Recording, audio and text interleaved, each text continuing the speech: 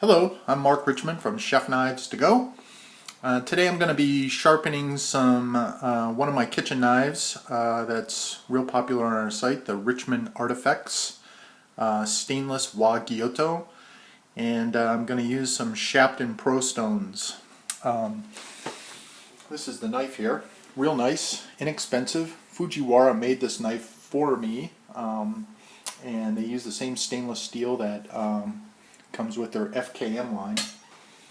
Pretty good knife to sharpen because it's fairly easy to sharpen, fully stainless. And then the Shapton Pro stones I like a lot, and they needed a video. They come with their own holder, and this holder doubles as a stone holder when you sharpen. I'll show you that in a minute. It has little rubber feet on the bottom. It has a drainage thing inside, so if the stone's wet and you put it away, it will dry out. Really pretty cool. And today I'm going to be using that 5K stone. The 320 stone we'll start with, and the 1K will be in the middle. Shapton Pro stones are real nice for learning with because they're splash and go stones. They are slow wearing stones.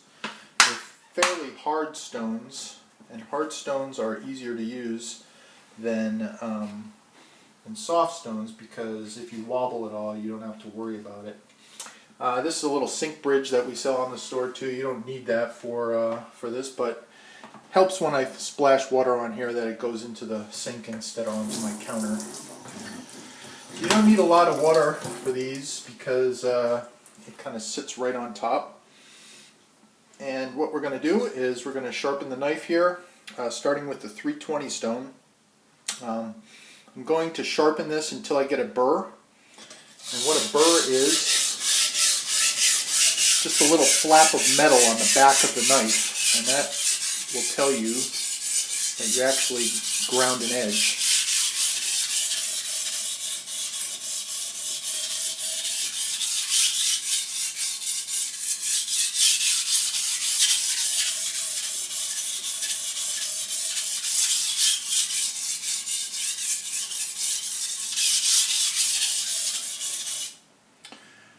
And to find out if you have a burr, you just run your fingers across the back side of the edge. I'm sharpening on this, and the burr, that little flap of metal, will curl up away from the knife. And so by drawing my fingertips along here, I can feel where there's a burr. And there's actually a burr along this whole knife except for here. So I'll just sharpen a little more here. This knife was in pretty good shape and it was fairly sharp, so it doesn't need a whole lot of work.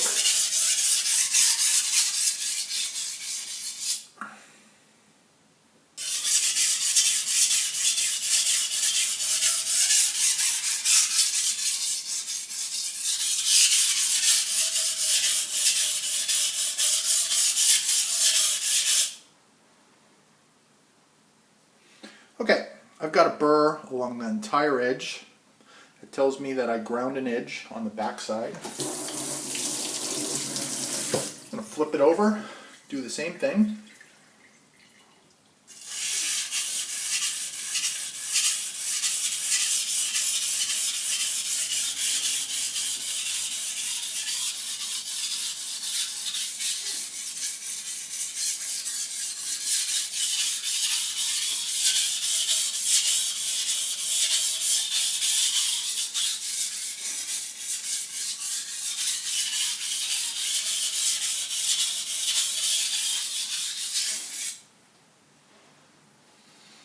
One common question people ask me all the time is, what angle should I sharpen at, or what's the angle on the knife? And I'm not real precise with that kind of stuff. I sharpen at about the same angle every time.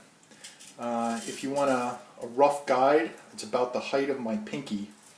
And that usually, I'm guessing that's somewhere around 12 degrees, somewhere in that range. As long as you're consistent with the angle you use, that's good enough. And it really doesn't matter what angle is on the edge because you're going to regrind it anyways when you sharpen.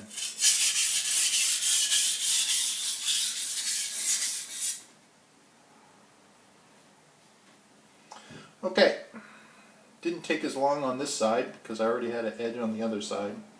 And I have a burr on all that. So I'm done with this 320 stone, that's it.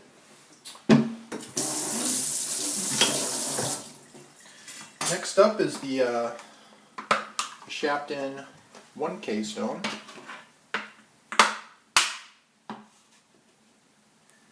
You can see the writings on the back of this stone. I usually use just the back side of the stone so that if I have to flatten, I only flatten one side.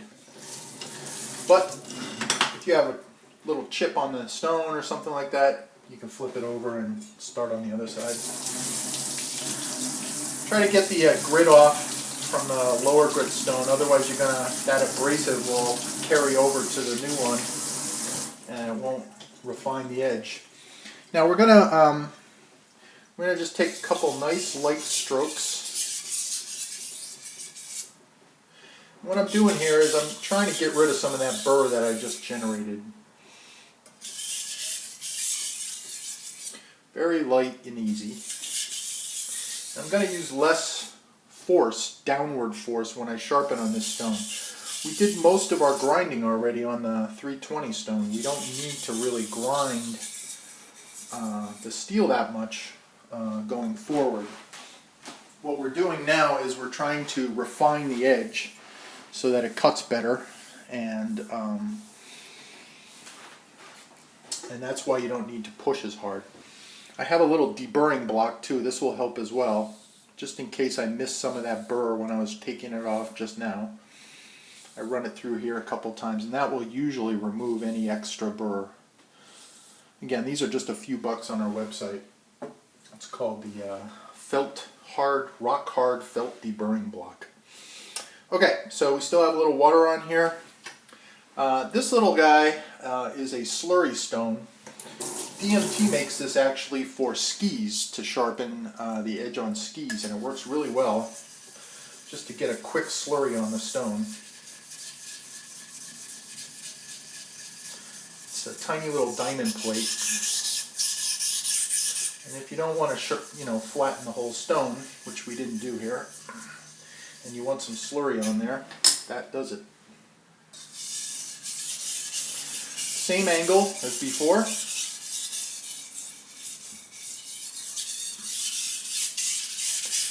I've kind of modified my sharpening technique over time. I used to section going back and forth like this all the time. Find that running it diagonal makes it a little easier to handle the tip area, which is usually rounded a bit, and it also makes a little bit more even sharpening job. But you can do whatever you want. Some guys will go straight back and forth like this.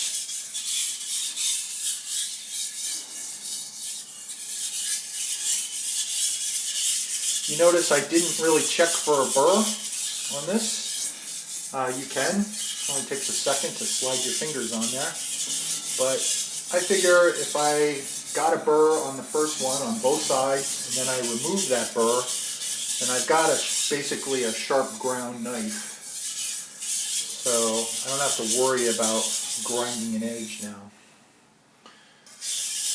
My strokes are very light. Some guys like to push harder on it than I do, but I like to have the stone do the work. You can see all of this black stuff on here. We call it swarf, and that's basically metal being removed. So you can see that this is still cutting really pretty quickly, even though it's a 1K stone.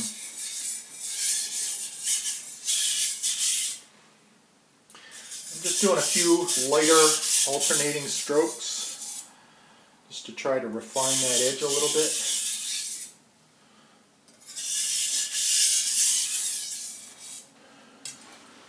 I'm guessing that's good enough. So that's it for the 1K. This 5K will further refine the knife.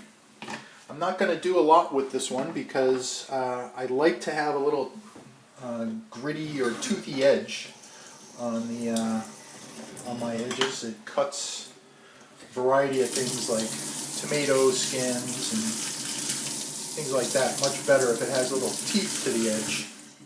However, this will refine the edge some more, and so I'll give it a few passes, but nice and light, not too much.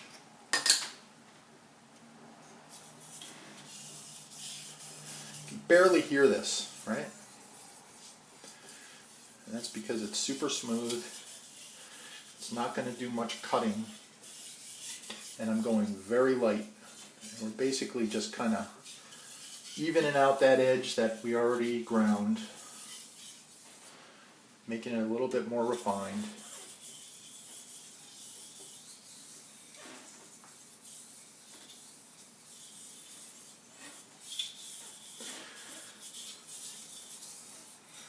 A lot of higher grit stones are softer and a little more tricky to use. Those Shapton Pros are nice and hard, and I like them a lot. This is a really good set for most people. They're easy to use for beginners, but they're really good stones, and you won't grow out of them. I still use these stones all the time, and I've been sharpening a lot over the last couple of years, and they work quite well. Some better than others, but the whole line is pretty good. Okay, that's it. If I did that right, we should have a sharp knife.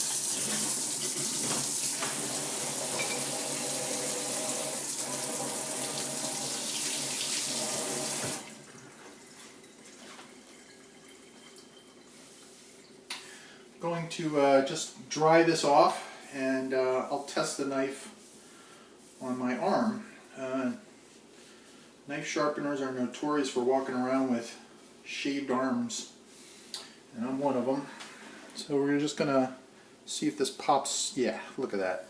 Pops hair right off my arm.